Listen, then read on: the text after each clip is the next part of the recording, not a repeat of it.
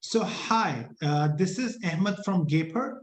Thank you so much for being on the show today. Thank you for having me. Yeah. So Myoung, would you like to introduce yourself in your own words rather than me doing so? So I call myself startup mom. I've been doing this for a very long time, since 1994. I've worked at 25 startups, and I've been fortunate to have 17 of them purchased. Nice. That's a short, to the point, and kind of intro which everybody in the world would like, right? So if 17 exists is like probably better than uh, even any VC I have seen so far. Yeah, no, I was lucky because only one of my startups was shut down. Oh, So, and a lot of them are still operating, or so. that sounds too good to be true, but we all know your credentials. You are at Notion right now, managing their finance. It's bigger than a unicorn now, right? So I'll jump straight into it, into like how you do it. What's the do you think there is a secret recipe of these big exits, or it's just by chance? I think it's somewhat of a combination of chance and the fact that when you take on a client, you have to look for the product idea has to be good. You have to believe in it. And you have to believe in the team, that the team will be able to execute. So it's a combination of things. Right. So Gipper is all about remote. We promote remote. So how's your experience with remote? So lately in last few years, is it all remote? Is it a mix for you? How does it work out? I usually work a mix of remote and in person. I will say the last 9 months has been particularly challenging because it's been all remote. There's there are things that are missing Mhm. because when you don't meet people in real life, it's the communication can be a little off. And also tools like Slack can also make it an email and text can often come off harsher than what people intend. So I would say the biggest challenge is communication and the fact that what used to be just like a tap on somebody's shoulder, like when you see them at the office, or to say, hey, turns out to be the Slack that's either that doesn't get replied to or people don't understand. And then you end up making it into a Zoom meeting. So the one thing that I've liked to use is actually Notion, because you can actually write what you want, tag people, right? And then they know their action items and there's an actual history. The issue with email and Slack is people have to look through a lot of messages. And this way, the whole document is right there in front of you.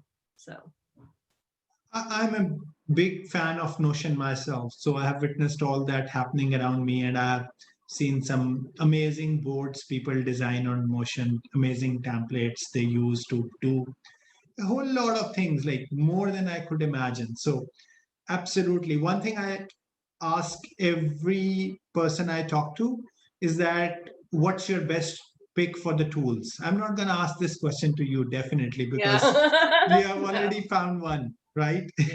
So how Yeah, long no. have you been at Notion? I've been there over 2 years, since 2018, and it's grown from, I was one of the first 10. And so now we're at over 80 and going to 100 people very quickly. Nice. And what's the performance KPI? So let's say pre-COVID, when you were not all remote, now you're remote. Do you see a lot of change in productivity of people, positively, negatively, or how is it now? I would actually say people are more productive in some ways because there isn't a time for commute. So people spend their time working. I would say that the effectiveness of most of my clients, not just Notion, but my other clients, that everybody's been much more productive. Like Notion and my other client, Spatial, have gone through many releases of products and sales have increased. Well, I would say the other key performance indicator that people don't think about is employee happiness.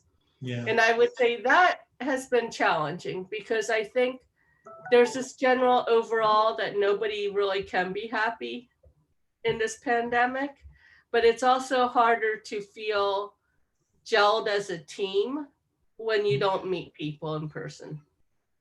Right. Makes sense. So, uh, and how's your experience engaging new people in the team? Because in pandemic, in pure remote environment, people find it hard to bring in new people and train them.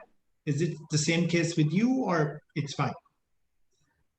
So we make at Notion, especially, we make extra steps. So we do one thing called Life Story, where Mhm. on Fridays, an employee presents their life story and Oh, they throw up, everybody does something different, but sometimes they do actually, they show pictures of their grandparents and like, areas of like Russia, Israel, Cuba, India, where they're from, right?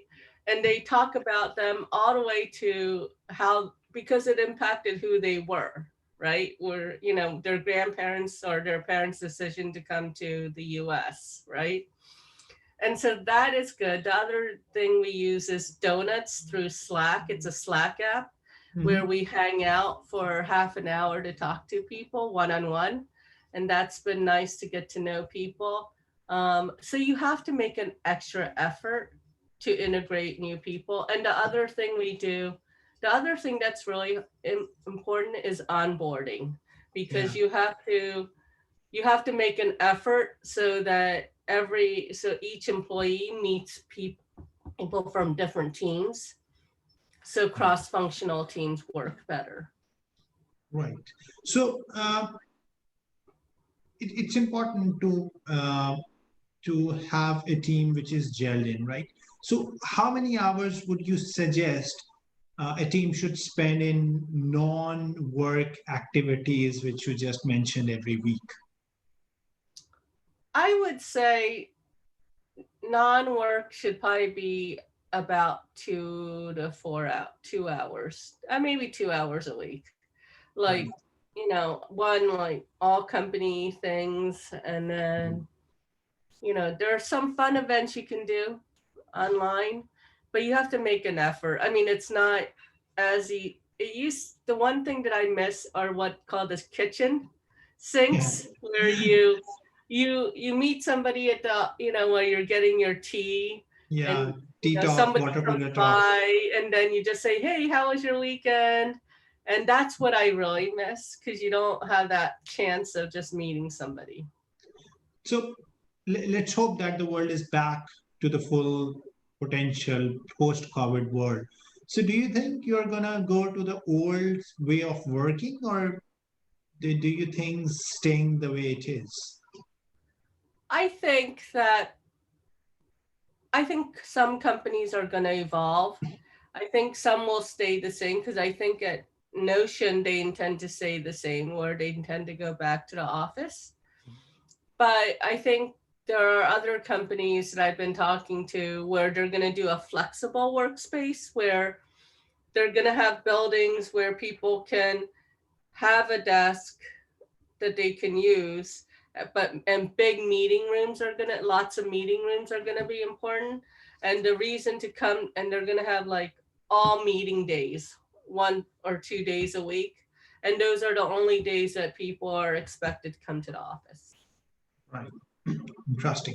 In how do you see the time zone differences, the geographical boundaries in the post-COVID world, right? Because previously, what people called uh, outsourcing, now it is retermed as remote.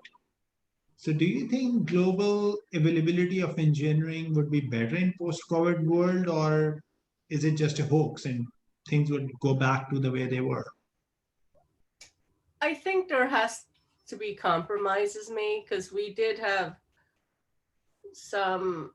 I know of some people who traveled a little bit or were caught in the pandemic at a different country, and they adapted to working hours of the headquarters.